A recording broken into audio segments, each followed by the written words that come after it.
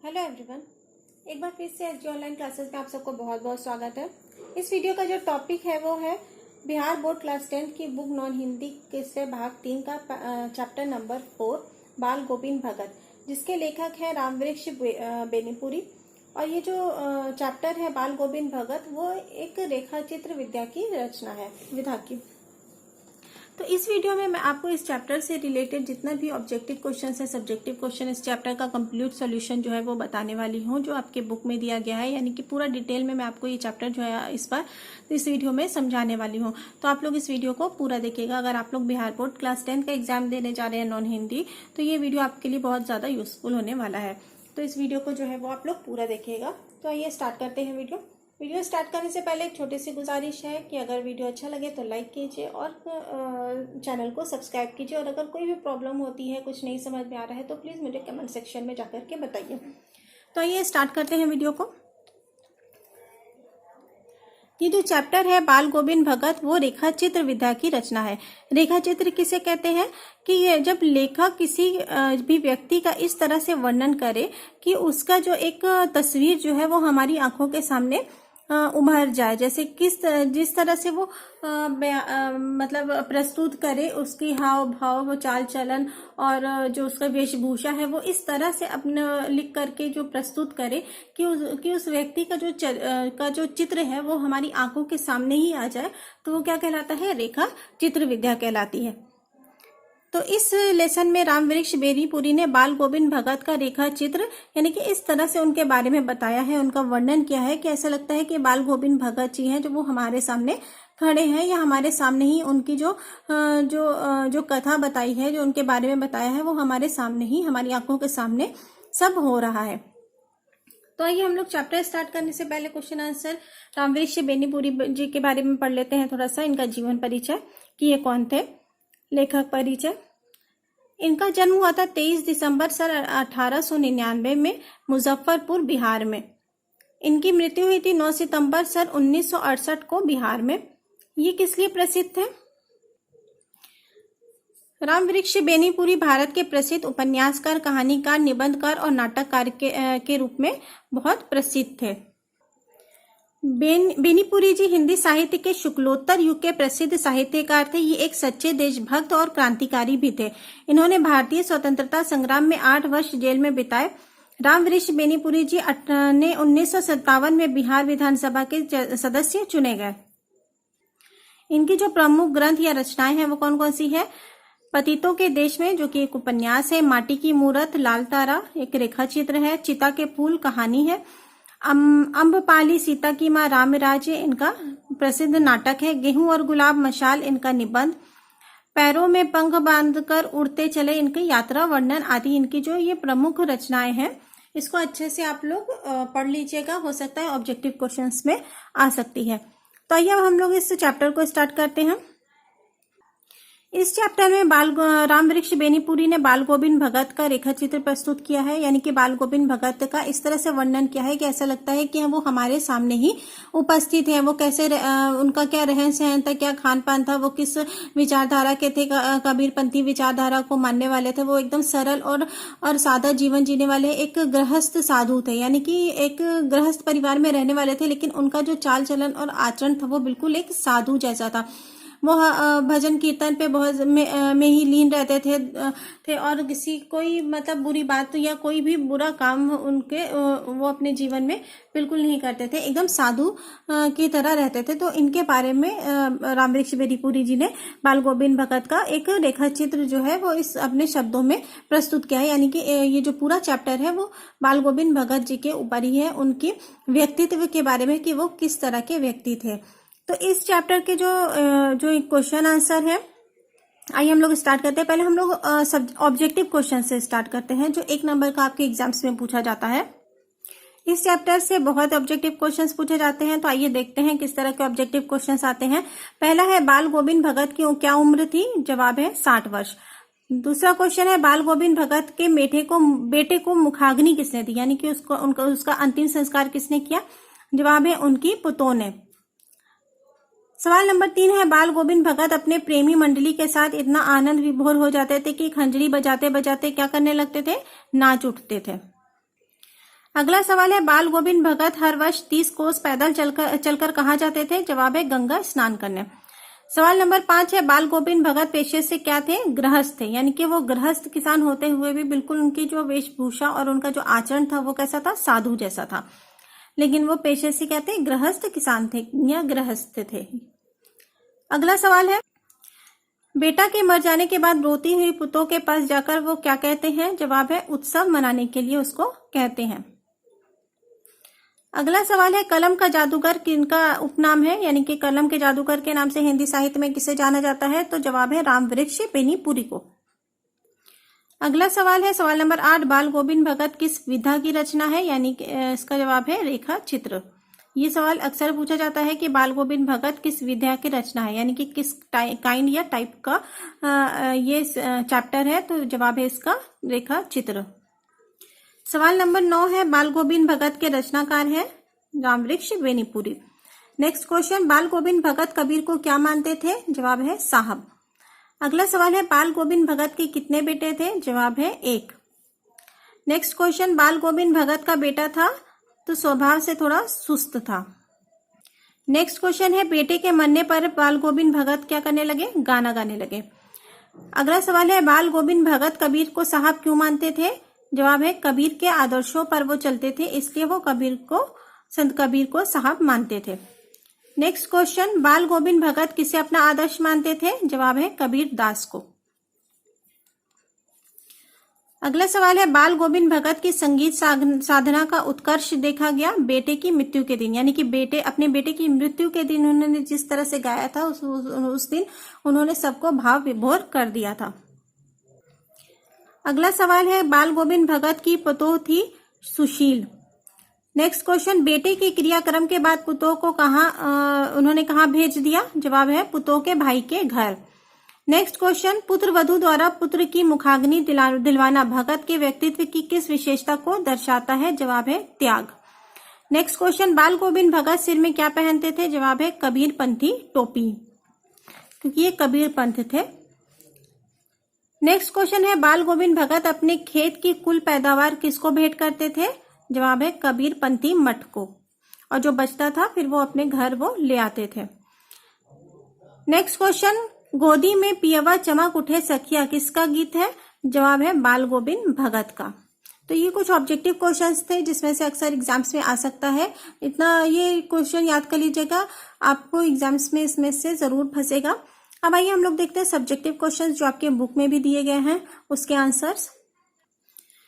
पहला subjective question है, देखिए 2 नंबर और 5 नंबर दोनों में पूछे जाते हैं। तो आप अपनी जरूरत के हिसाब से, जैसे अगर 2 नंबर में क्वेश्चन आता है तो इसको थोड़ा शॉर्ट में, और अगर 5 नंबर में आता है तो थोड़ा डिस्क्राइब करके आप इसका आंसर लिख सकते हैं। तो आइए स्टार्ट करते हैं सब्जेक्टिव क्वेश्चंस को। ये क्वेश्चंस आपके बुक में भी दिए गए हैं, देख लीजिएगा। पहला है, बाल गोविंद भगत गृहस्थ थे फिर भी उन्हें साधु क्यों कहा जाता था?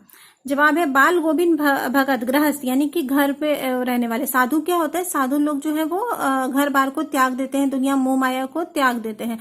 लेकिन जो बाल गोविंद भगत जी थे वो गृहस्थ थे, यानी कि घर परिवार वाले व्यक्ति थे, फिर भी उनको साधु क्यों कहा जाता है? तो बाल गोविंद भगत गृहस्थ होकर भी साधु थे, उनका आचरण साधु जैसा था। वह सदैव खरी खरी बातें करते थे, वे झूठ नहीं बोलते थे, वे किसी कोई वस्तु को बिना पूछे प्रयोग नहीं करते थे, वह बिना वजह किसी से झगड़ा नहीं करते थे, वे लोभ और मोह से परे थे, साधु की सब परिभाषाओं में खरे उतरते थे। यानी कि वो साधु जैसे नहीं थे, उन्होंने अपने परिवार वालों को छोड़ करके छोड़ नहीं दिया था, लेकिन उनका जो आचरण था, जो उनका व्यवहार था, जो उनका तौर तरीका था, वो बिल्कुल साधुओं जैसा था। किसी मतलब दुनियादारी से तो कोई मतलब ही नहीं, बस अपने जो भक्ति में वो लीन रहते थे। नेक्स्ट क्वेश्चन है, भगत ने अपने बेटे की मृत्यु पर अपनी भावनाएं किस तरह व्यक्त की? जवाब है, जब बाल गोविंद भगत का इकलौता बेटा मरा तो उसे आंगन में एक चटाई पर लिटाया गया और सफेद कपड़े से ढक दिया गया। उसके सामने जमीन पर बैठकर भगत जी गीत गाते रहे। गाते गाते बीच में कहते कि ये रोने का नहीं, उत्सव मनाने का समय है, क्योंकि आत्मा और परमात्मा का मिलन हुआ है। विरहिणी अपने प्रेमी से जा मिली, भला इससे बढ़कर आनंद की क्या बात है। क्योंकि वो जो थे वो एक साधु जैसे हो गए थे, तो उनको इस बात का उन्होंने ज्ञान प्राप्त कर लिया था कि जो आत्मा है वो अमर होती है और जो शरीर होता है वो नाशवर होता है। यानी कि शरीर को तो एक दिन मिट्टी में मिल जाना है, ये मिट्टी का बना हुआ है, लेकिन आत्मा जो है वो अमर है और एक दिन इसको परमात्मा से जाके मिल जाना है। तो जो कल होता वो आज हो गया, तो इसमें इतना दुख मनाने की क्या बात है। अगला सवाल है, पुत्र वधू द्वारा पुत्र की मुखाग्नि दिलवाना भगत के व्यक्तित्व की किस विशेषता को दर्शाता है।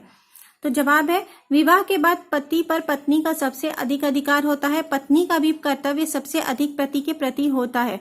गृहस्थ आश्रम में दोनों एक दूसरे के पूरक है। यह कार्य भगत के व्यक्तित्व की सच्चाई और महानता को दर्शाता है। यानी कि उनके बेटे पे सबसे ज्यादा अधिकार उनकी नजर में उसकी पत्नी का था, इसलिए उन्होंने उससे उसकी चिता को मुखाग्नि दिलवाई। तो ये था आपके बुक में पार्ट से का क्वेश्चन आंसर। अब है पार्ट से आगे, जो नेक्स्ट एक्सरसाइज है आपके बुक में, वो है पार्ट से आगे। तो इसमें जो क्वेश्चंस है वो कौन से हैं। पहला है, धर्म का मर्म आचरण में है, अनुष्ठान में नहीं, स्पष्ट कीजिए।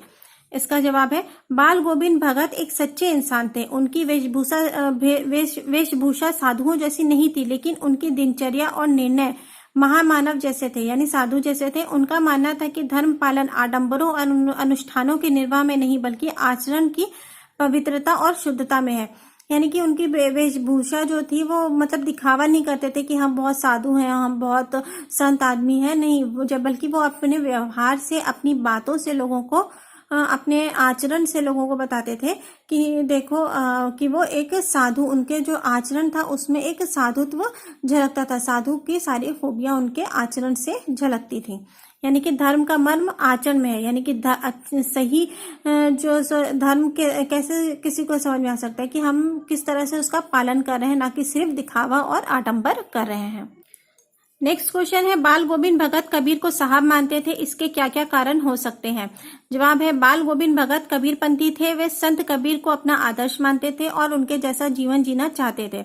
वे उन्हीं की तरह भजन गाते थे। वे आडंबर से दूर रहकर मानव सेवा में विश्वास रखते थे। बाल गोविंद भगत का कबीर से अत्यधिक प्रभावित थे। यही कारण है कि वे कबीर को साहब मानते थे। वो कबीरपंथी थे या कबीर के आदर्शों पर चलते थे। अगला सवाल है, बाल गोविंद भगत ने अपने पुत्र की मृत्यु पर भी शोक प्रकट नहीं किया। उनके इस व्यवहार पर अपनी तर्कपूर्ण प्रतिक्रिया व्यक्त कीजिए।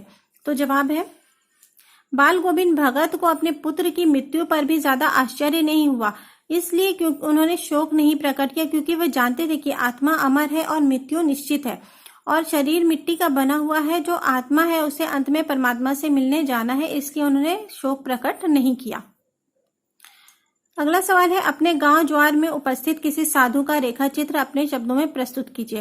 यानी कि आपके गांव में कोई साधु रहते हैं तो वो कैसे दिखते हैं, उनका रेखा चित्र, यानी कि वो इस तरह से प्रकट कीजिए कि उनकी जो छवि है वो आपकी आंखों के सामने आ जाए। तो कैसे दिखते हैं साधु। हमारे गांव के साधु महाराज गेरुआ वस्त्र धारण किए रहते हैं और हाथ में कंडाल, कंडाल क्या होता है, वो जो लोहे का लोटे बर्तन रहता है ना, लोटे जैसा, वो पकड़े रहते हैं जिसमें वो पानी रखते हैं, और गले में माला पहने रहते हैं। उनके स्वभाव और आचरण में पवित्रता और सच्चाई झलकती है। दुनिया की मोह माया से दूर रहते हैं और भजन गाते रहते हैं। अगला सवाल है, अपने परिवेश के आधार पर वर्षा ऋतु का वर्णन कीजिए। परिवेश यानी कि अपने आसपास जो आपका की जगह है जहां आप रहते हैं, वहां पे वर्षा ऋतु में कैसा दृश्य उत्पन्न होता है, आपको उसके बारे में लिखना है। तो जवाब है, हमारा गांव नदी के किनारे बसा है। वर्षा ऋतु में हमारे गांव के चारों तरफ पानी ही पानी दिखाई देता है।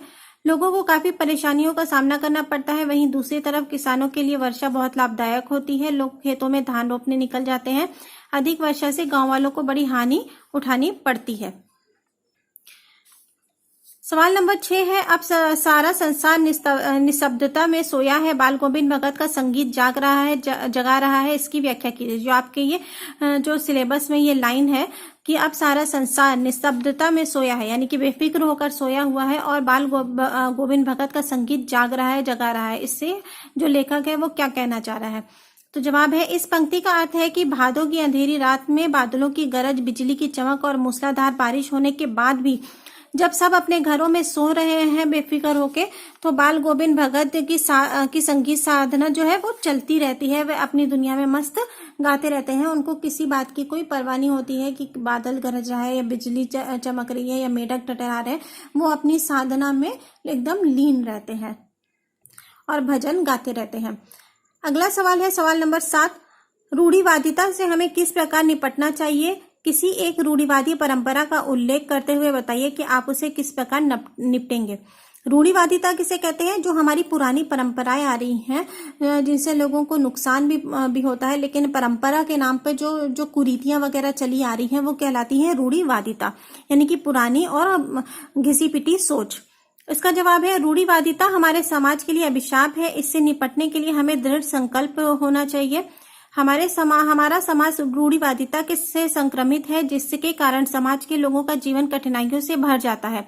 लोगों के अंदर जागरूकता जगाकर हम रूढ़िवादिता से बच सकते हैं। यानी कि हमारे पास कोई चीज नहीं है, लेकिन लोगों को दिखाने के लिए कि अरे ये तो हमारी परंपराएं चली आ रही हैं, हमको वो काम करना क्या कहलाता है? रूढ़िवादिता कहलाता है। लोगों को दिखाने के लिए, लोगों को खुश करने के लिए। तो हमें इन सब चीजों से क्या है वो बचना चाहिए है। इसका क्या एक उपाय है क्या कि हम ज्ञान से या हम शिक्षित होकर के या हम उसके लिए जानकारी लेकर के इससे या दूसरों को जानकारी प्रदान करके हम इस रूढ़िवादिता से बच सकते हैं। तो ये थे आपके जो पूरे के इस चैप्टर के जो क्वेश्चन आंसर जो आपके बुक में भी दिए गए हैं और सब्जेक्टिव क्वेश्चंस जो एग्जाम्स में आ सकते हैं या इसी में से आएगा। तो आप लोग इसको अच्छे से तैयार कर लीजिएगा। तो ये चैप्टर आप लोगों का कंप्लीट हो गया है। इसके अलावा जो आपके बुक में ग्रामर पे भी कुछ क्वेश्चंस दिए रहते हैं, जैसे बुक में ग्रामर पे एक क्वेश्चन दिया गया है, इस पाठ में प्रयुक्त वैसे शब्दों का चयन कीजिए जो योजक चिन्ह से जुड़े हों और उनके वाक्यों में प्रयोग कीजिए। योजक चिन्ह किसे कहते हैं? देखिए जो यहाँ पे ये डैश है ना, जो दो शब्दों को जोड़ने का काम कर रहा है, तो ये कहलाता है योजक चिन्ह। तो इस चैप्टर में जो आए हैं उसमें से कुछ मैंने लिखे हुए हैं, जैसे लंगोटी मात्र, तो इसका वाक्य प्रयोग क्या है? बाल गोविंद भगत लंगोटी मात्र धारण करते थे। दूसरा है साफ सुथरा, देखिए बीच में योजक चिन्ह लगा हुआ है, जो दो शब्दों को एक साथ बोलने पे एक साथ बोल रहे हैं, जो उसको जोड़ रहा है। मकान को साफ सुथरा रखना चाहिए। तीसरा है दो टुक, वो हमेशा दो टुक बातें करता है। नेक्स्ट है कभी कभी, बाल गोविंद भगत गाते गाते कभी कभी नाच उठते थे। देखिए इसमें गाते गाते भी है और कभी कभी भी है। दूसरा है सदा सर्वदा, यानी कि हमेशा, हमें सदा सर्वदा पढ़ाई पर ध्यान देना चाहिए। छठा है गाते गाते, वे गाते गाते मस्त रहता है। नेक्स्ट है बार बार, बार बार एक ही बातें मत किया करो या बार बार एक ही सवाल मत करो। नेक्स्ट है संगीत साधना, बाल गोविंद भगत की संगीत साधना निर्मल थी या अच्छी थी। तो ये कुछ योजक चिन्ह वाले शब्द हैं जो आपके पाठ में आए हैं, इसको लिख दिया है और इनका वाक्य प्रयोग यानी कि एक सेंटेंस बनाया हुआ है। दूसरा सवाल है जो आपके व्याकरण का आपके बुक में है, वो है इस पाठ में आए 10 क्रिया विशेषण छांट कर लिखिए। तो जवाब है दो टुक बात करना, चहक उठना, खामखा झगड़ा, चमक उठना, बच्चों का उछलना, धीरे धीरे स्वर, खेलते बच्चे, गंगा स्नान, डिमक डिमक बजना, लंगोटी मात्रा। ये तो ये सब क्या है? क्रिया विशेषण शब्द है। तो ये था आप लोगों का कंप्लीट इस चैप्टर का सॉल्यूशन। आई होप आप लोगों को इस चैप्टर से अब कोई प्रॉब्लम नहीं होगी। अगर ऐसी कोई प्रॉब्लम होती है तो प्लीज़ मुझे कमेंट सेक्शन में बताइए, मैं उसको आगे सुधार करने का पूरी कोशिश करूँगी। तो आई होप आप लोग को वीडियो अच्छा लगा हो तो प्लीज़ लाइक कीजिए और चैनल को सब्सक्राइब कीजिए।